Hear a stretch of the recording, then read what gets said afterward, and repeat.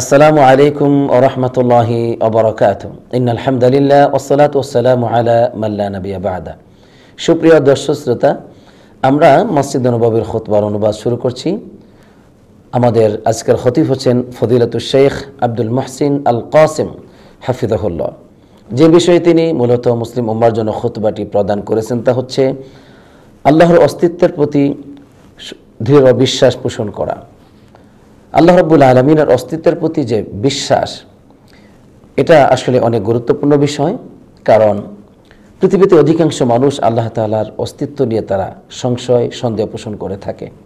সম্মানিত খতিব সাহেব তিনি তার বক্তব্যের মাধ্যমে স্পষ্ট করেছেন যে পৃথিবীর কোনো মানুষের আল্লাহ তাআলা সম্পর্কে সন্দেহ পোষণ করার কোনো সুযোগ নেই, কারণ তিনি অসংখ্য অগণিত দলিল প্রমাণ তিনি আমাদের কাছে দিয়েছেন, যেগুলো সাক্ষ্য দেয় যে আল্লাহ রাব্বুল আলামিন তিনি হচ্ছেন চিরন্তন সত্য, তিনি কখনো অসত্য হতে পারেন না। সম্মানিত খতিব সাহেব প্রথমে তিনি আমাদেরকে তাকওয়ার নসিহত করেছেন, এরপরে রাসূলুল্লাহ সাল্লাল্লাহু আলাইহি ওয়াসাল্লামের উপর দরুদ পাঠ করে তিনি আমাদেরকে বলছেন, হে মুসলমানগণ, আল্লাহ রাব্বুল আলামিন সম্পর্কে জ্ঞানার্জন করা এটা হচ্ছে একটা বিরাট মর্যাদার ব্যাপার। আর আল্লাহর প্রতি ইয়াকিন আনা খুব বেশি জ্ঞানার্জন করার মাধ্যমে এবং পরিপূর্ণ আত্মার প্রশান্তির মাধ্যমে এটা হচ্ছে এমন একটি বিশেষ দিক, বিশেষ মর্যাদা, এবং তা হচ্ছে ইমানের সর্বোচ্চ স্তরের একটি শাখা।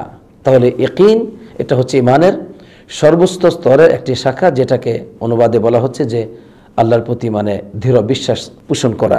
আল্লাহ রাব্বুল আলামিনের প্রতি দৃঢ় বিশ্বাস বা ইয়াকিন এটা কিন্তু ইমানের চাইতে আরও মর্যাদাপূর্ণ। আমরা অধিকাংশ মানুষ আল্লাহ তাআলার প্রতি ঈমান এনেছি, কিন্তু সবাই কিন্তু ইয়াকিনের মর্যাদায় আমরা পৌঁছতে পারি নাই। তাই সম্মানিত খতিব সাহেব বলছেন যে মুমিনদের একটি দল যারা হচ্ছে মুকিনুন, যারা হচ্ছে ইয়াকিনের হকদার, এবং তারা অন্যান্য মুমিনদের চাইতে সম্মান এবং মর্যাদার দিক থেকে আর প্রশান্তির দিক থেকে তারা হচ্ছে অধিক শ্রেষ্ঠ। সুবহানাল্লাহ, কারণ তারা ইয়াকিন এনেছে আল্লাহর প্রতি। আর এই ইয়াকিনের বাস্তবতা আল্লাহর ব্যাপারে এটা হচ্ছে আল্লাহর সম্পর্কে পরিপূর্ণ জ্ঞানার্জন করার পর যে জ্ঞান একজন বান্দাকে আমলের প্রতি, আল্লাহর ইবাদতের প্রতি উদ্বুদ্ধ করে, এটাই হচ্ছে ইয়াকিনের বাস্তবতা। তাহলে আমরা যদি বলি যে আমরা সবাই ঈমান এনেছি বা আমরা সবাই ইয়াকিন করি আল্লাহর প্রতি, কিন্তু দেখা যায় যে আমাদের ভিতরে আমল নেই, তাহলে এই যে ইয়াকিন, এই যে আমার ভিতরে যে বিশ্বাস, ইয়াকিন, ঈমান, এটার কোনো মর্যাদা নেই, যেহেতু এই ইয়াকিন, এই ঈমান আমাকে আমলের প্রতি উদ্বুদ্ধ করতে পারছে না। আর ইয়াকিনের বিষয়টি হচ্ছে সমস্ত নবী রাসূলদের প্রতীক এবং মুমিনদের হচ্ছে গুণ। আলহামদুলিল্লাহ, হে আল্লাহ আমাদেরকে তুমি ইয়াকিন দান করো, আমিন। সম্মানিত খতিব সাহেব বলছেন, ওমানজিলাতুল ইয়াকিন মিনাল ঈমান বিমানজিলাতির রূহি মিনাল জাসাদ। সুবহানাল্লাহ, দেহের ভিতরে যেমন আত্মার যে মর্যাদা, ঠিক অনুরূপভাবে ঈমানের মধ্যে ইয়াকিনের মর্যাদা হচ্ছে তদ্রূপ। সুবহানাল্লাহ। ইবনে মাসউদ রাদিয়াল্লাহু তাআলা আনহু তিনি ঈমানের চাইতে ইয়াকিনকে অধিক গুরুত্ব দিয়ে বলছেন, আল ইয়াকিন আল ঈমানু কুল্লুহু। সমস্ত ঈমানের মাধ্যমে যেটা মানুষ অর্জন করে সেটা হচ্ছে আল ইয়াকিন। তাহলে আল ঈমানু কুল্লুহু মানে সমস্ত ঈমান মিলে যেটা হয় সেটা হচ্ছে ইয়াকিন। তাহলে ইয়াকিনের মর্যাদা হচ্ছে অনেক বেশি, অনেক বেশি। তাই দেখা যায় আল্লাহ রাব্বুল আলামিন ইব্রাহিম আলাইহিস সালামকে যখন তার ঈমানকে আরো বৃদ্ধি করতে চাইলেন, তখন তাকে আল্লাহ তাআলা আকাশ এবং জমির সবকিছু দেখালেন। যেমনটি আল্লাহ তাআলা সূরাতুল আনআমের 95 নম্বর আয়াতে কারিমায় আল্লাহ তাআলা বলছেন, ওয়াকাযালিকা নুরি ইব্রাহিমা মালাকুতাস সামাওয়াতি ওয়াল আরদ। সুবহানাল্লাহ, যে এমনিভাবে আমি ইব্রাহিমকে আকাশসমূহের যে রাজত্ব, আকাশসমূহের যে রাজত্ব এবং পৃথিবীর যে রাজত্ব, এটা আমি তাকে দেখিয়েছি। কেন? এই আকাশ এবং জমির সবকিছু আল্লাহ তাআলা তাকে দেখিয়েছেন। আল্লাহ তাআলা বলছেন, ওয়ালিয়াকুনা মিনাল মুকিনিন, যাতে করে সে মুকিনিনদের অন্তর্ভুক্ত হতে পারে, মানে ইয়াকিনকারীদের অন্তর্ভুক্ত হতে পারে। সুবহানাল্লাহ। তাহলে দেখুন, ইব্রাহিম আলাইহিস সালাম এমনিতেই ঈমানের দিক থেকে অনেক শক্তিশালী, কিন্তু তারপরও আল্লাহ তাআলা তার ঈমান যেন আরো বেশি শক্তিশালী হয়, তিনি যেন ইয়াকিনদের অন্তর্ভুক্ত হতে পারেন, এজন্য আহলুল ইয়াকিনদের অন্তর্ভুক্ত করার জন্য আল্লাহ তাআলা তাকে এই বিশাল সাম্রাজ্যকে দেখিয়েছেন। সুবহানাল্লাহ। এজন্য ইয়াকিনের মর্যাদা হচ্ছে খুব বেশি, আর মানুষের মধ্যে নবীদের পরেই হচ্ছে তাদের মর্যাদা যারা আহলুল ইয়াকিন যারা আনতে পেরেছে। আমরা একটা ঘটনা শুনেছি যে আবু বকর রাদিয়াল্লাহু তাআলা আনহু তিনি সবচেয়ে শ্রেষ্ঠতর সাহাবা ছিলেন। এত মর্যাদা তিনি কোথায় পেয়েছেন? এই মর্মে আবু বকর বিন আইয়াশ রাহিমাহুল্লাহ একজন শ্রেষ্ঠ মনীষী ছিলেন, একজন তিনি ফকিহ এবং তিনি যুগশ্রেষ্ঠ আলিমদের অন্তর্ভুক্ত ছিলেন। তো তিনি বলছেন আবু বকর রাদিয়াল্লাহু তাআলা আনহু তিনি সাহাবায়ে কেরামদের মধ্যে যে শ্রেষ্ঠত্বের শীর্ষে পৌঁছে গেছেন, এটা কিন্তু আসলে কোনো খুব বেশি তিনি সিয়াম পালন করেছেন, খুব বেশি তিনি সালাত আদায় করেছেন এসব কারণে কিন্তু নয়, বরং তার অন্তরে একটা বিষয় বদ্ধমূল ছিল, সেজন্যই তিনি অধিক শ্রেষ্ঠত্বের শীর্ষে পৌঁছেছেন, আর সেটা ছিল আল ইয়াকিন। সুবহানাল্লাহ। এই জন্য ইয়াকিনের মর্যাদা হচ্ছে খুব বেশি। আল্লাহ সুবহানাহু ওয়া তাআলা তিনি আমাদেরকে ইয়াকিন আনতে বলেছেন, কারণ যতক্ষণ পর্যন্ত একজন মানুষের ইয়াকিন তার অন্তরে পূর্ণতা না পাবে, বা ইয়াকিন যতক্ষণ পর্যন্ত অন্তরে জায়গা না পাবে, ততক্ষণ পর্যন্ত মানুষের যে অন্তরের আমল আছে এই আমলগুলো কিন্তু পূর্ণতা লাভ করবে না। অথচ অন্তরের আমলগুলো আল্লাহর কাছে খুব বেশি প্রিয় এবং অধিক গুরুত্বপূর্ণ। যেমন অন্তরের আমলের মধ্যে হলো আল্লাহকে ভয় করা, আল্লাহ তাআলার কাছে আশা করা এবং আল্লাহর প্রতি ভরসা করা, এরকম জাতীয়। তো এগুলো হচ্ছে অন্তরের আমল। তাই ইয়াকিন যত সুদৃঢ় হবে, ইয়াকিন যত শক্তিশালী হবে আল্লাহর অস্তিত্ব সম্পর্কে, তত বেশি আপনার অন্তর শক্তিশালী হবে, অন্তরের আমল তত বেশি সুদৃঢ় হবে। সুবহানাল্লাহ। সম্মানিত দর্শক শ্রোতা, আল্লাহ রাব্বুল আলামিন আমাদেরকে এই আকাশে এই জমিনে বিভিন্ন দলিল প্রমাণ দিয়ে আল্লাহ তাআলার অস্তিত্বকে প্রমাণ করেছেন আমাদের সামনে। এজন্য আমাদেরকে বিভিন্ন নিদর্শনাবলীর দিকে তাকাতে বলেছেন, এবং তিনি বলেছেন অফিল আরদি আয়াতুল লিল মুকিনিন, পৃথিবীতে রয়েছে নিদর্শনাবলী লিল মুকিনিন, যারা মুকিনিন, যারা আহলুল ইয়াকিন মানে বিশ্বাসী, তাদের জন্য রয়েছে নিদর্শনাবলী আল্লাহর এই পৃথিবীতে। এজন্য দেখা যায় যে কোরআনের বহু জায়গায় আল্লাহ তাআলা তার মাখলুকাতের দিকে তাকাতে বলেছেন, উদ্দেশ্য কি? যাতে করে আমাদের ঈমান বৃদ্ধি পায়, আমাদের ইয়াকিন যেন বৃদ্ধি পায়। সম্মানিত খতিব সাহেব বললেন যে আল্লাহ তাআলার অস্তিত্বের প্রমাণ বহন করে এমন সব বিষয়ের মধ্য থেকে অন্যতম বিষয় হচ্ছে আল্লাহর এই সৃষ্টি জগৎ, যেদিকে তাকালে পরে এটাই প্রমাণিত হয় যে একমাত্র খালেক সৃষ্টিকর্তা ব্যতীত এই বিশাল সাম্রাজ্যকে আর কেউ সৃষ্টি করতে পারে না। এজন্য এই আকাশ এবং জমিন সহ আমরা কেউ এমনিতেই সৃষ্টি হয়ে যায়নি, সৃষ্টি হয়ে যায় নাই, বরং একজন সৃষ্টি করেছেন, তিনি হচ্ছেন আল্লাহ তাআলা। এই মর্মে আল্লাহ তাআলা সূরা তূরের 35 এবং 36 নম্বর আয়াতে কারিমায় বলছেন যে আম খুলিকু মিন গায়রি শাইইন আম হুমুল খালিকুন, তারা কি এমনিতে সৃষ্টি হয়ে গেছে নাকি তারা নিজেরা নিজেদেরকে সৃষ্টিকারী? বাল লা ইউকিনুন, আসলে বিষয়টি এমনটি নয়, তারা নিজেরা নিজেদেরকে সৃষ্টিকারী নয় এবং তারা এমনটি নয় যে এমনিতে সৃষ্টি হয়ে গেছে, বরং তারা বিশ্বাস করে না। লা ইউকিনুন, তারা ইয়াকিন আনে নাই। এজন্য ইয়াকিনের মর্যাদা হচ্ছে অনেক বড়। আল্লাহ সুবহানাহু ওয়া তাআলার মাখলুকাতের দিকে তাকালে পরে আল্লাহর অস্তিত্ব খুঁজে পাওয়া যাবে। তার মধ্যে থেকে অন্যতম একটি হচ্ছে এই যে পৃথিবী, কি সুন্দর করে আল্লাহ তাআলা পৃথিবীকে সৃষ্টি করেছেন এবং সেখানে আমাদের জন্য বসবাসের উপযোগী করে দিয়েছেন। এসব কিছুর কারণ একটাই, যাতে করে আমাদের ইয়াকিন বৃদ্ধি পায়। আর পৃথিবীর কি বিস্ময়কর অবস্থা যে একই পানি থেকে অসংখ্য ফলমূল, অসংখ্য ফসলাদি সেখানে উদ্গত হচ্ছে, সেখানে উৎপাদিত হচ্ছে। এগুলো কিভাবে? কারণ এগুলো একমাত্র আল্লাহ তাআলা করেন, অন্যথায় এরকম হওয়া আদৌ সম্ভব নয়। চতুষ্পদ জন্তুর দিকে যদি আমরা তাকাই, তাহলে সেখানে অসংখ্য নিদর্শনাবলী আমরা দেখতে পাবো যে কিভাবে আল্লাহ তাআলা আমাদের জন্য অনেক বিরল জাতি, অসংখ্য অগণিত প্রকারভেদ রয়েছে প্রাণীদের মধ্যে, সেগুলো আমাদেরকে দিয়েছেন। এগুলো দ্বারা নানাবিধ উপকার আমরা পেয়ে থাকি। যেমন আল্লাহ তাআলা বলছেন যে আমি এই জন্য তোমাদেরকে চতুষ্পদ জন্তু দিয়েছি, কারণ লিতারকাবু মিনহা, যাতে করে তোমরা সেগুলোতে আরোহণ করতে পারো, অমিনহা তাকুলুন, এবং তোমরা তা থেকে যেন খেতেও পারো। সুবহানাল্লাহ। তাহলে এই চতুষ্পদ জন্তুর দিকে তাকালেও আমরা ইমানের একটি প্রমাণ সেখানে খুঁজে পাবো, আলহামদুলিল্লাহ। এমনিভাবে যদি আমরা সমুদ্রের দিকে তাকাই তাহলে দেখতে পাবো সেখানে অসংখ্য অগণিত আশ্চর্য আশ্চর্য বস্তু রয়েছে। সমুদ্র তো বিভিন্ন রিজিকের মাধ্যমে, ধনভাণ্ডারের মাধ্যমে পরিপূর্ণ, এবং সমুদ্রের উপরিভাগে দেখা যায় কি বিশাল জাহাজ, সে মাল ভর্তি দেখা যায় এক প্রান্ত থেকে অপর প্রান্ত, সেটা পানিকে ব্যাট করে সে চলছে। সুবহানাল্লাহ। এগুলো দেখা যায় যে কোনোভাবেই পানিতে ডুবে যাচ্ছে না। এটা প্রমাণ করে আল্লাহ সুবহানাহু ওয়া তাআলার অস্তিত্বের কথা, কারণ তিনি এগুলো করে থাকেন, তিনি সব কিছুকে স্থির রেখেছেন।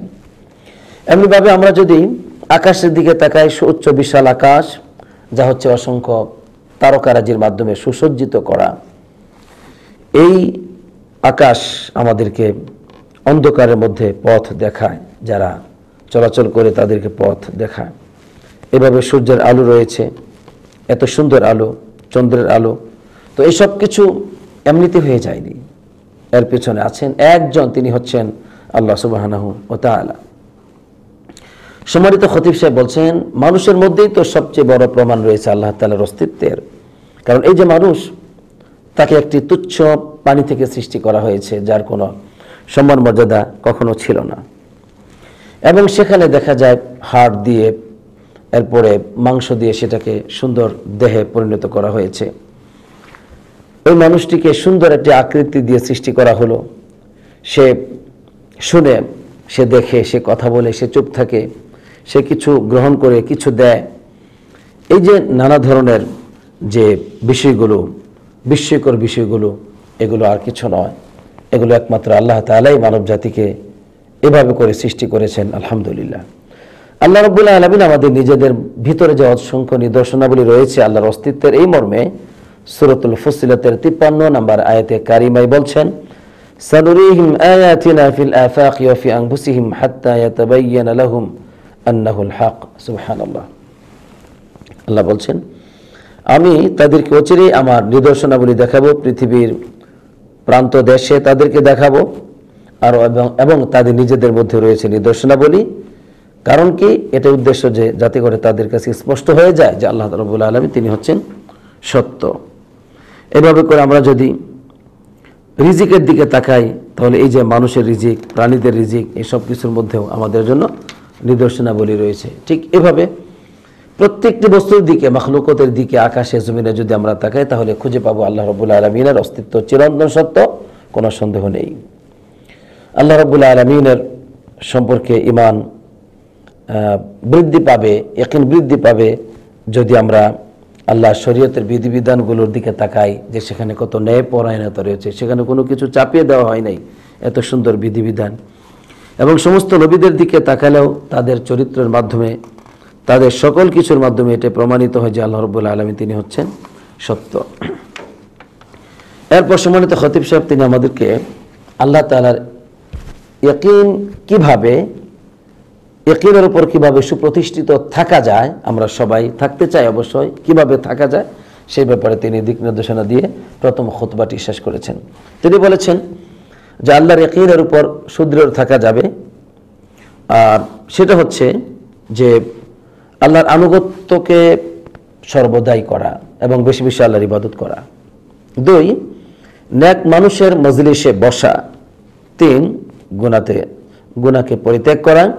4, আল্লাহর কাছে গুনাহের জন্য ক্ষমা প্রার্থনা করা।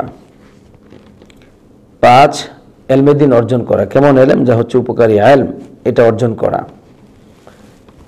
6 হচ্ছে আল্লাহ তাআলার আসমা ও সিফাতের দিকে তাকানো। তাহলে এই সমস্ত কাজগুলো যদি আমরা করি তাহলে আমাদের ইয়াকিন বৃদ্ধি পাবে এবং আমাদের ইয়াকিনের উপর আমরা সুপ্রতিষ্ঠিত থাকতে পারবো। এরপর ইমাম সাহেব বললেন যে বেশি বেশি করে কোরআন তেলাওয়াত করা এবং কোরআনের যে আমল করা এবং আল্লাহর কাছে খুব কাকুতি মিনতি করা, এই সব কিছু আমার আপনার জন্য সহায়ক হবে আল্লাহর এই ইয়াকিনের উপর সুপ্রতিষ্ঠিত থাকার ক্ষেত্রে। আলহামদুলিল্লাহ।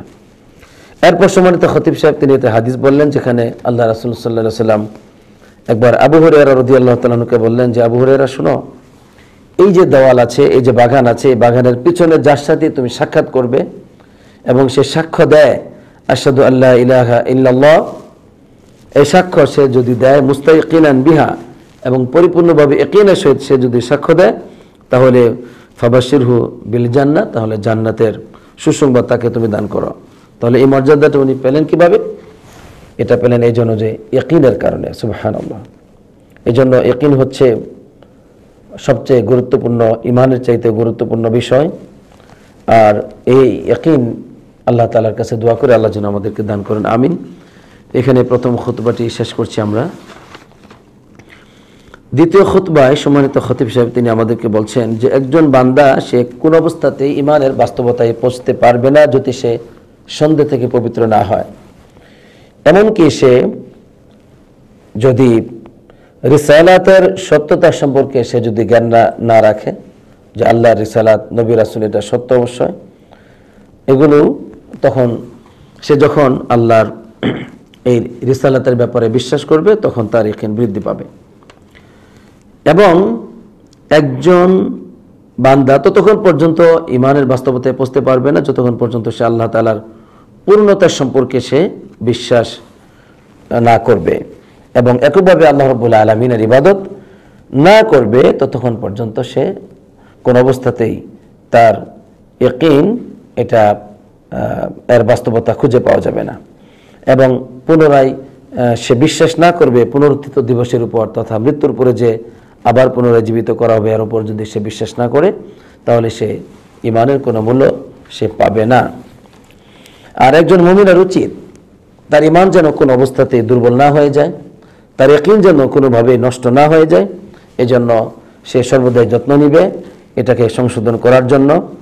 এবং বিশেষ করে কোনো সংশয় অথবা কোনো ফিতনা যেন তার ইমানের মধ্যে প্রবেশ করে তার ইমানকে ক্ষতি করতে না পারে, সেজন্য সর্বদাই তার উচিত তার এই ইয়াকিনকে, তার ইমানকে যত্ন নেওয়া, কেননা যত্নের মাধ্যমেই তার এই ইয়াকিন হেফাজত থাকবে, সুদৃঢ় থাকবে। আলহামদুলিল্লাহ।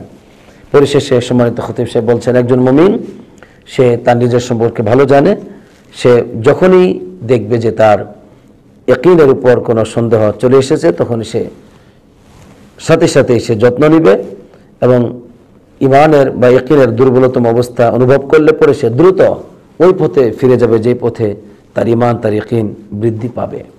তো এখানেই সম্মানিত খতিব সাহেব তিনি দ্বিতীয় খুতবাটি শেষ করেছেন। তো আজকের খুতবা থেকে আমরা যেটা জানলাম যে আল্লাহ তাআলার অস্তিত্বের ব্যাপারে সুদৃঢ় বিশ্বাস পোষণ আমাদেরকে করতেই হবে, কেননা এই ইয়াকিন এটা হচ্ছে মূল বিষয় ইসলামের, ইমানের চাইতে এটা হচ্ছে আরও সম্মানিত এবং গুরুত্বপূর্ণ বিষয়। এই জন্য আমরা ইয়াকিনের গুরুত্ব দিব। আর ইয়াকিন অর্জিত হবে দুটো কাজের মাধ্যমে। একটা হচ্ছে যে অবশ্যই তাকে আল্লাহ তাআলা সম্পর্কে পরিপূর্ণ জ্ঞান অর্জন করতে হবে এবং তাকে আমল করতে হবে।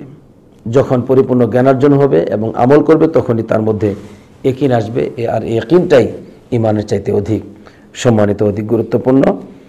আর সম্মানিত খতিব সাহেব অসংখ্য দলিল প্রমাণ পেশ করেছেন যাতে করে আমরা আল্লাহর প্রতি ইয়াকিন আনি, বেশি করে আল্লাহকে বিশ্বাস করি।